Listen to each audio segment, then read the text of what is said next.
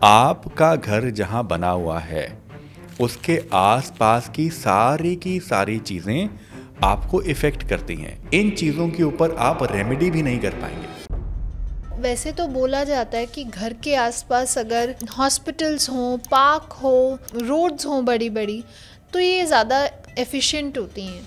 तो क्या इनका भी कहीं वास्तु से कोई इंटरलिंक है? बिल्कुल है। सी पार्क्स अच्छे माने गए हैं, लेकिन एक बहुत कॉमन मिथ है कि मंदिर भी घर के आसपास अच्छे माने गए हैं। बिल्कुल सही। ऐसा नहीं है। तो अगर घर के पास कोई हैवी फैक्ट्री है, हैवी मशीनरी का आपका स्टोरेज है, वेयर हाउस है, तो क्या ये भी इम्पैक्ट करते हैं हमारे घर के वास्तु को? जी, एक तरीके से करते हैं। फॉर एग्जांपल, अगर आप देखें, एक रेजिडेंशियल एरिया, एक फैक्ट्री एरिया और एक वेयर हाउस का एरिया, तीनों की जो एनर्जी है वो एक अलग तरह की है।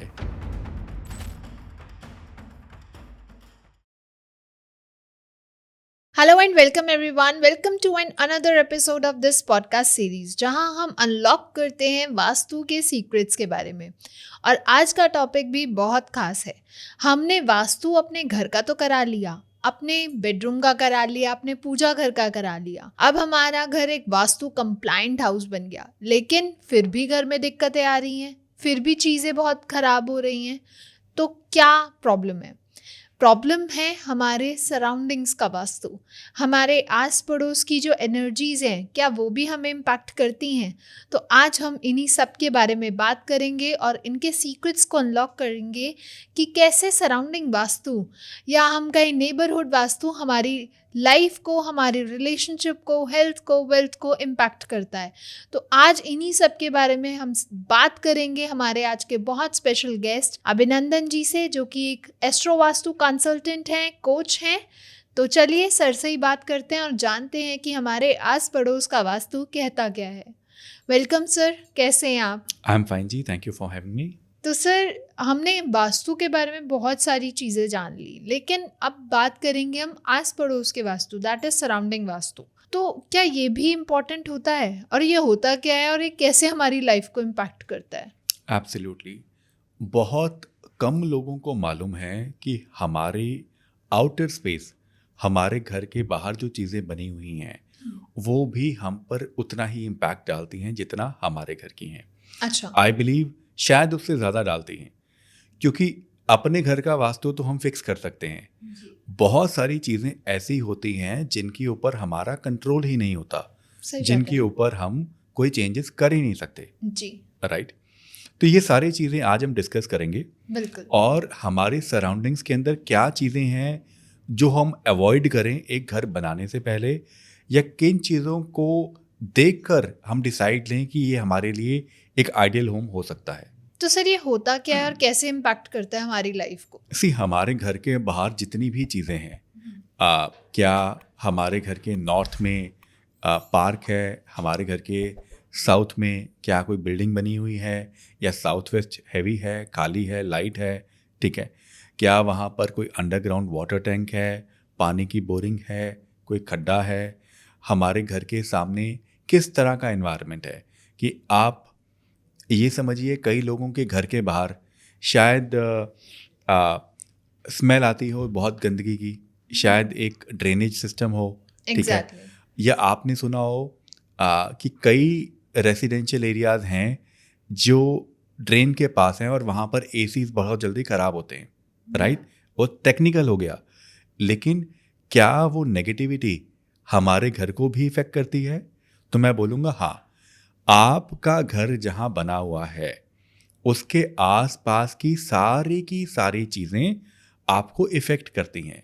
अच्छा। इसके बारे में ज़्यादा चर्चा इसलिए नहीं की जाती क्योंकि they are, most of them are beyond your control, ठीक है। Okay.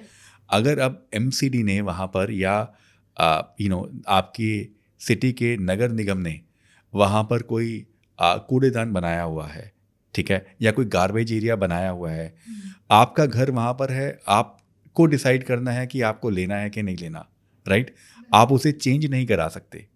Right. So there are lot of things जिसके बारे में लोग अवेयर नहीं हैं। अगर वो अवेयर होंगे तो शायद वो अपनी डिसीजन और प्लानिंग बेहतर कर पाएंगे, क्योंकि इन चीज़ों के ऊपर आप रेमेडी भी नहीं कर पाएंगे। हाँ, बिल्कुल सही।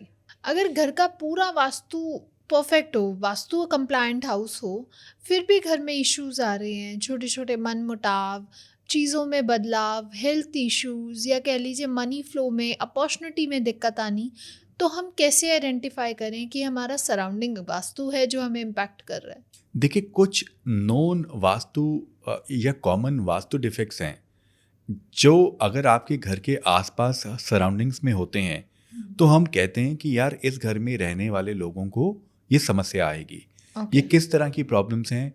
आपके घर के बाहर क्या टी पॉइंट है?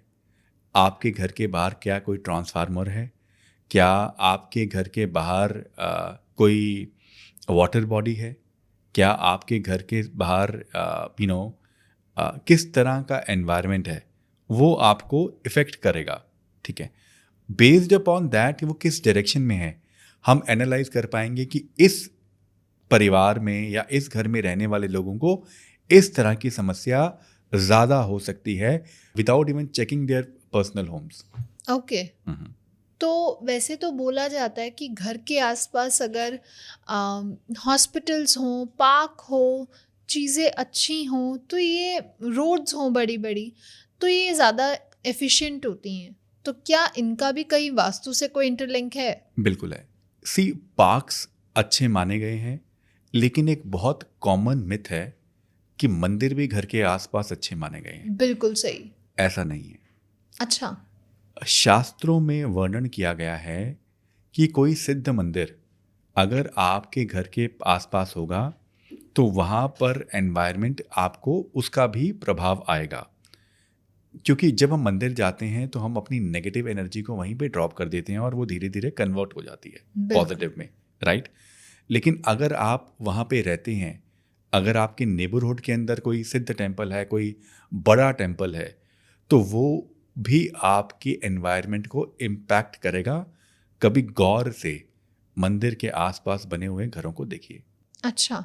हॉस्पिटल, नर्सिंग होम्स या बहुत सारी चीज़ें जैसे शमशान घाट तो हमें मालूम ही है कि नेगेटिव है। ठीक बिल्कुल है, सही। क्योंकि वहाँ पर आप देखेंगे कि बहुत ज़्यादा नेगेटिव एनर्जी होती है, लोगों का ट्रीटमेंट होता है, बहुत सारे बीच में लोग हमारे नहीं भी रहते, तो सभी तरह की एक एनर्जी होती है, राइट। तो जब आप ये देखेंगे कि अपने सराउंडिंग्स में क्या चीज़ें हैं, उसका इम्पैक्ट पॉजिटिव या नेगेटिव आपको आएगा। उसी तरह से ले लीजिए, आपके घर के बाहर बहुत अच्छा एक पार्क है, आप जाते हो और आप उस घर में रह भी नहीं रहे हो, आपको लगता है यार आई एम फीलिंग प्लेजेंट। ठीक है, तो अगर वो प्लेजेंट एनवायरनमेंट आपको आ रही है, तो उसी तरीके से अगर आपके घर के आसपास कुछ इनऑस्पिशियस है, ठीक है, कोई क्रेमेटोरियम है या कुछ भी है, तो आपको उसका नेगेटिव इम्पैक्ट या नेगेटिव वाइब भी Exactly. फील होगी। तो सर, क्या ये मिथ है या फिर रियलिटी कि हमारे जो आस पड़ोस में पड़ोसियों की बिल्डिंग्स होती हैं, उनके घर होते हैं, उनकी हाइट भी हमारी अपॉर्चुनिटीज़ को इफेक्ट करती है? वास्तु के बेसिक प्रिंसिपल्स हैं जो बेस्ड हैं पंच तत्वों पर, हाइट के ऊपर और वेट के ऊपर, राइट। तो अपने घर के अंदर तो हम मैनेज कर सकते हैं, उसके बाद आता है आपकी आउटर बॉडी, आपके सराउंडिंग्स। अब मान लीजिए अगर आप एक घर ले रहे हैं जो साउथ वेस्ट में, जहाँ पर ऑलरेडी कंस्ट्रक्शन है, और आप भी अपना घर वास्तु के अकॉर्डिंग बनाते हैं, तो आपके लिए बहुत ज़्यादा लाभकारी होगा। उसी तरीके से अगर आप एक बिल्डिंग लेते हैं जहाँ पर नॉर्थ कंस्ट्रक्टेड है, नॉर्थ बहुत हैवी है, या नॉर्थ ईस्ट बहुत हैवी है और साउथ वेस्ट बहुत लाइट है, उसका भी कुछ ना कुछ नेगेटिव इम्पैक्ट आपको फील होगा। जितनी प्रॉस्पेरिटी होनी चाहिए थी आपके पॉजिटिव वास्तु के कारण, शायद उतनी ना हो, या जितना आपको लाभ हो सकता था उसके अंदर कुछ कमी आए। तो सर, जैसे कि हमने देखा है कि बहुत पुराने घर होते हैं, वो बने होते हैं first floor, just ground floor, and उसके बाद उसके साइड में ही हाई राइज बिल्डिंग बन जाए, तो कहते हैं कि वहाँ की एनर्जी ब्लॉक हो जाती। राइट, सी, आपके this is beyond your scope and control. आप अपने नेबर को नहीं कह सकते कि मेरा अपना घर आप कैसे बनाएं या कब बनाएं, Exactly. राइट। बट आप ये फील करेंगे, रियलाइज करेंगे जब आप केस स्टडीज देखेंगे। I have personally seen cases जहाँ पर क्लाइंट ने कहा कि जब से हमारी नेबर वाली बिल्डिंग बनी तब से हमारा व्यापार में या XYZ तरह की प्रॉब्लम हमें आ गई। Is it controllable from your side? No, you cannot control it. Then there are certain remedies, certain basic remedies that can be done just to reduce the negative impact. But आप पूरी की पूरी चीज़ों को तो आप बैलेंस कर नहीं कर पाएंगे, सकते। राइट? एग्जैक्टली। घर के पास अगर कोई टी जंक्शंस हैं, या फिर मैं बात करूँ चौराया है, राउंड अबाउट्स हैं, तो क्या ये भी हमारे घर की वास्तु को इम्पैक्ट करते हैं? जी हाँ, ये सारी की सारी चीज़ें हमारे घर की सराउंडिंग्स में जो भी है हमें इम्पैक्ट करती है। सबसे कॉमन है इसमें टी पॉइंट, ठीक है? और अक्सर लोगों का मानना ये है कि टी पॉइंट नेगेटिव होते हैं, राइट? लेकिन ऐसा भी नहीं है, दिस इज हाफ ट्रुथ। जो टी पॉइंट होता है वो एक सोर्स ऑफ एनर्जी है। मतलब टी पॉइंट के सामने जो घर होगा वहां पर एक एनर्जी का जो फ्लो होगा वो थोड़ा ज़्यादा होगा। एग्जैक्टली। अगर अब वो टी पॉइंट आपकी नॉर्थ में आ रहा है, नॉर्थ ईस्ट में आ रहा है, ईस्ट में आ रहा है, तो वो पॉजिटिव माना जाएगा। उसी तरीके से अगर आपका जो टी पॉइंट है साउथ में आ गया, साउथ वेस्ट में आ गया, वेस्ट में आ गया, तो उसे नेगेटिव माना जाता है। ऐसी प्रॉपर्टीज़ को अवॉइड करने के लिए कहा गया है, या इनका ट्रीटमेंट रेमेडी करने के लिए जो पॉसिबल हो वो करने के लिए सलाह दी जाती है। जैसे अभी आपने गार्बेज एरिया की बात करी थी, ऐसे अगर घर के सामने गार्बेज एरिया हो या फिर बात करें कि ओपन प्लॉट हो, तो क्या वहाँ का वास्तु भी हमारे घर के वास्तु को इम्पैक्ट करता है? अगर आपके घर के बाहर गार्बेज हो, वो किसी भी डायरेक्शन में हो, वो नेगेटिव ही माना जाएगा। बिल्कुल सही। लेकिन अगर हम बात करें ओपन एरिया की, तो ओपन एरिया किस डायरेक्शन में है वो ज़्यादा डिपेंड करेगा कि क्या वहाँ पे वो शुभ है या अशुभ है, ओके। वो पॉजिटिव है या नेगेटिव है। फॉर एग्जांपल, अगर नॉर्थ है या ईस्ट है, अगर इस डायरेक्शन के अंदर एरिया ओपन है तो बहुत पॉजिटिव माना जाएगा। अगर साउथ है और वेस्ट है तो वो शायद इतना पॉजिटिव ना हो, depending upon couple of other factors and your surroundings. Okay. जैसे अगर आप गार्बेज एरिया का ही एग्जांपल ले लीजिए, ठीक है? तो जब आप किसी घर में जा रहे हैं, आपका अपना घर है या किसी गेस्ट का है, आप किसी जाते हैं तो गार्बेज को देखकर ही आपकी नाक सिकड़ जाएगी, right? That means it is a constant source of negative energy, जी। राइट? तो क्या उसका इम्पैक्ट आपके सबकॉन्शियस माइंड पर या आपके वातावरण पे नहीं पड़ेगा? बिल्कुल पड़ेगा। बिल्कुल पड़ेगा। उसी तरीके से आपकी जो हम कहते हैं ना पॉजिटिविटी है, उसके ऊपर इम्पैक्ट पड़ेगा, और ये बहुत अच्छा नहीं है। जनरली घर डिज़ाइन किए जाते हैं या परचेज किए जाते हैं इन चीज़ों को ध्यान में रखते हुए। आप देखेंगे कि the cost of a house which is next to a garbage area is different than what is available next to the park. क्यों? क्योंकि पार्क के अंदर आपका किसी भी डायरेक्शन में हो, you will feel the light air, you will see जो प्राणवायु जिसको हम कहते हैं, that is much more higher, और वहाँ पर नेगेटिव एनर्जी है। तो generally there is a difference, और जो आपको बहुत ज़्यादा इम्पैक्ट करता है। बेसिकली जो कूड़ेदान है उसको हम राहु भी कहते हैं एस्ट्रोलॉजिकली, तो वो भी आपको नेगेटिव इम्पैक्ट देता है। तो जैसे घर के पास कोई हाई टेंशन वायर हो या मोबाइल टावर्स आजकल बहुत पाए जाते हैं, तो क्या इनका भी इम्पैक्ट आता है हमारे घर के वास्तु पे? बिल्कुल आता है। देखिए, सबसे पहले बात करते हैं, आपने 3 चीज़ों की बात की, हाई टेंशन वायर्स, ग्रेवयार्ड और मोबाइल टावर्स की। एग्जैक्टली। एक एक करके सबकी बात करते हैं। जब हाई टेंशन वायर की बात करते हैं तो सबसे पहले वो किस डायरेक्शन में आ रही है? क्या वो नॉर्थ में आ रही है, क्या वो साउथ में आ रही है, किस डायरेक्शन में आ रही है, ये बहुत इंपॉर्टेंट है। In any way high tension wire को हम बहुत ज़्यादा पॉजिटिव नहीं मानते, लेकिन because it is considered as a fire element, अगर साउथ ईस्ट में आ रही है, साउथ में आ रही है, तो उसका इम्पैक्ट एक अलग तरह का होगा। उसी तरह की वही हाई टेंशन वायर नॉर्थ में आ रही है, नॉर्थ ईस्ट में आ रही है, तो उसका इम्पैक्ट और बहुत नेगेटिव हो सकता है। फिर आपने बात की ग्रेवयार्ड की। ग्रेवयार्ड आपके घर के आसपास किसी भी तरह से हो, वो नेगेटिव माना जाएगा। वास्तु के 2 कोर प्रिंसिपल्स हैं, एक है एनर्जी और दूसरा है orientation. Okay. Orientation is controlled by us. हम अपने घर के अंदर क्या बनाएं, किस तरह से बनाएं, ये हम डिज़ाइन कर सकते हैं। जो एनर्जी है वो बहुत सारी चीज़ों पे, फैक्टर्स पे डिपेंड करती है। लैंड एनर्जी, सराउंडिंग्स की एनर्जी, ठीक है। एक घर जो आप ग्रेवयार्ड के अंदर बनाएं सेम ओरिएंटेशन का, और एक घर आप नॉर्मल रेजिडेंशियल एरिया में बनाएं, दोनों की एनर्जी में डिफरेंस होगा। बिल्कुल ज़मीन आसमान का अंतर बस होगा। यही फ़र्क है एक सराउंडिंग का। फिर आपने एक और चीज़ पूछी, वो है mobile towers. Mobile towers. Mobile towers का केस स्टडीज जब हमने देखे, so let's look at it. जब पुराने ज़माने में वास्तुशास्त्र की रचना थी तो ना तो मोबाइल्स थे और ना ही मोबाइल टावर्स थे, ठीक है। अब बात क्या आ जाती है कि देयर लॉट ऑफ रिसर्चेस, इससे बहुत सारे हेल्थ इश्यूज होते हैं या प्रॉब्लम्स आती हैं, क्रॉनिक डिसीज तक क्रॉनिक बताया गया डिजीज बताया गया है। लेकिन अगर मोबाइल टावर साउथ वेस्ट में लगा हो तो उसका इम्पैक्ट कम प्रॉब्लमेटिक है। वही हाइट और वेट अगर आपने नॉर्थ में दे दिया, नॉर्थ ईस्ट में दे दिया, उसका नेगेटिव इम्पैक्ट और बहुत ज़्यादा बढ़ जाता है। अच्छा।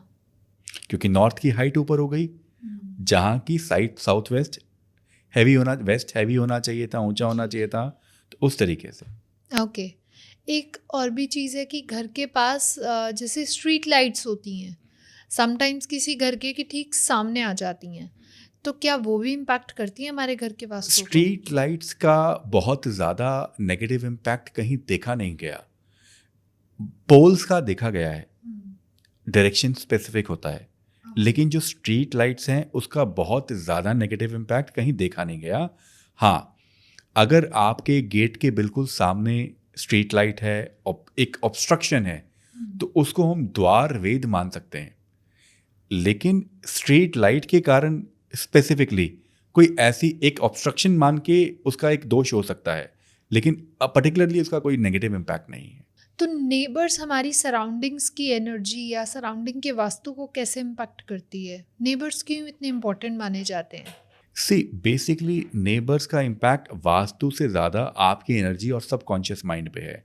अगर आपके आसपास चेयरफुल लोग रहेंगे, आपके ऑफिस में, आपकी फैमिली में, आप ऑटोमेटिकली आपके एनवायरनमेंट को खुश करेंगे। एग्जैक्टली, आप एक अलग एनर्जी के इंसान बन जाएंगे। राइट। उसी तरीके से अगर आपके नेबर्स अनहैप्पी हैं, उनकी कुछ प्रॉब्लम्स हैं, या आपकी उनके साथ कुछ डिस्प्यूट्स हैं, तो आप देखेंगे कि आपके घर की एनवायरनमेंट, वातावरण भी वैसा ही नेगेटिवली इम्पैक्ट होता है। एग्जैक्टली, सप्रेस्ड रहता है। अगर घर के पास किसी की डिमाइस हुई है एंड वहाँ वो रिचुअल्स चल रहे हैं, तो आपके घर में भी उसका एक इम्पैक्ट आता है, एक Definitely. सैड एनवायरनमेंट रहता है। डेफिनेटली। तो सर, जैसे कि घर के पास पीपल का पेड़ है या बैनियन ट्री है, तो क्या इनके इम्पैक्ट भी होते हैं हमारे घर की एनर्जीज को फ्लो करने में? हमारे यहाँ पर ना एक सब्जेक्ट है वास्तु के अंदर जिसे हम कहा जाता है वृक्ष वास्तु।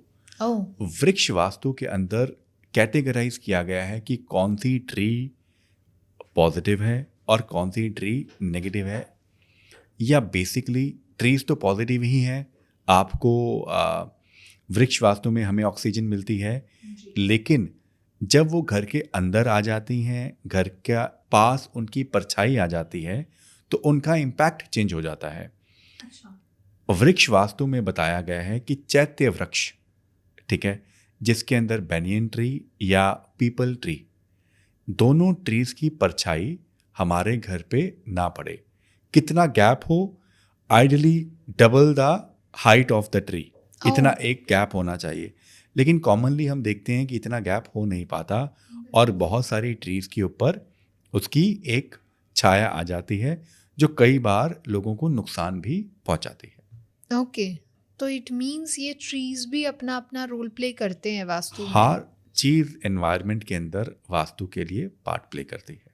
तो अगर घर के पास कोई हैवी फैक्ट्री है, हैवी मशीनरी का आपका स्टोरेज है, वेयर हाउस है, तो क्या ये भी इम्पैक्ट करते हैं हमारे घर के वास्तु को? जी, एक तरीके से करते हैं। फॉर एग्जांपल, अगर आप देखें, एक रेजिडेंशियल एरिया, एक फैक्ट्री एरिया और एक वेयर हाउस का एरिया, तीनों की जो एनर्जी है वो एक अलग तरह की है।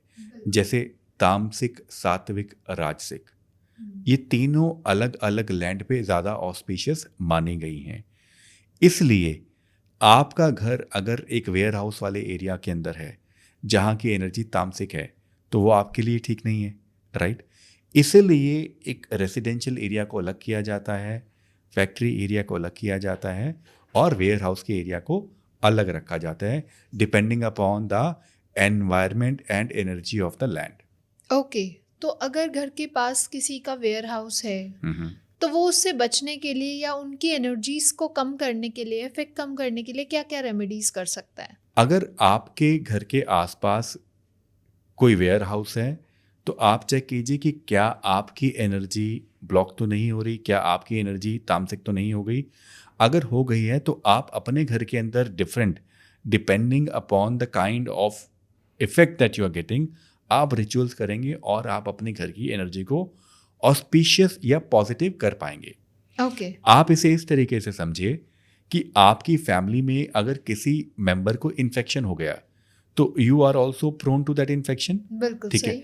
तो अब आप उनको तो दवाई देंगे और आप अपनी इम्यूनिटी स्ट्रांग करने के लिए कुछ विटामिन लेंगे ताकि आपके ऊपर कुछ इम्पैक्ट ना आए, और अगर आ रहा है तो आप उसको फिक्स करेंगे। तो क्या बिना स्ट्रक्चरल में चेंजेस किए, एडजस्टेंट वास्तु कहें या एनवायरमेंटल वास्तु जिस पे हम आज बात कर रहे हैं, इनकी रेमेडीज पॉसिबल हो सकती हैं? जी हाँ, अगर आपके सराउंडिंग्स के अंदर कोई ऐसी चीज़ें हैं जो आपके घर की ऑस्पिशियसनेस को इफ़ेक्ट करती हैं, तो आप कुछ रेमेडीज़ करके शायद वो किसी तरह का पोल लगाकर या अपने घर की एनर्जी को बढ़ाकर आप उसका इफ़ेक्ट कम कर सकते हैं। ओके, तो क्या ऐसे 3 प्रैक्टिकल सॉल्यूशंस आप हमें देंगे? डिपेंडिंग अपॉन किस तरह का प्रॉब्लम है। जैसे फॉर एग्जांपल, अगर आपके घर के पास टी पॉइंट आ रहा है तो सबसे आसान कॉमन तरीका है आप एक बैगवा मिरर लगा देते हैं ताकि वो एनर्जी रिफ्लेक्ट करके आपको कम इम्पैक्ट करे। ओके, उसी तरह से अगर आपके घर के पास मान लीजिए कोई वाटर बॉडी है और उसका क्या इम्पैक्ट आ रहा है, तो आप कलर थेरेपी से उसको बैलेंस कर सकते हैं। So depending upon the kind of problem that you are facing, a consultant is able to advise you कि ये प्रॉब्लम जो आप फेस कर रहे हैं ये आपके घर के कारण है या एक्सटर्नल एनवायरनमेंट के कारण। बिल्कुल सही। तो सर, आपके हिसाब से या आपके एक्सपीरियंस में सराउंडिंग्स के वास्तु से रिलेटेड अगर मैं बात करूं, तो कैसे, कितने ऐसे लोग हैं जिनकी आपने टर्न अराउंड स्टोरीज देखी हैं? बहुत सारे लोगों की, जैसे एक बहुत कॉमन चीज़ है कि आपके घर के नॉर्थ में या नॉर्थ ईस्ट के अंदर एक बिल्डिंग बन गई, राइट। अब शायद वहाँ पर 4 फ्लोर कंस्ट्रक्टेड हैं और आपका सिंगल स्टोरी है। अब उस वास्तु डिफेक्ट को न्यूट्रलाइज करने के लिए आप 4 फ्लोर तो कंस्ट्रक्ट कर नहीं दोगे, सही बात है। आप छोटी रेमेडी ही करोगे जिससे आपका दोष खत्म हो जाए या कम हो जाए। तो इस तरह की बहुत सारी रेमेडीज घर के अंदर की जाती हैं जो बिना तोड़ फोड़ के हों, जिसके अंदर बहुत ज़्यादा ताम झाम या कॉस्ट इन्वॉल्व ना हो, और उन चीज़ों को बैलेंस किया जाता है एंड दीज थिंग्स वर्क।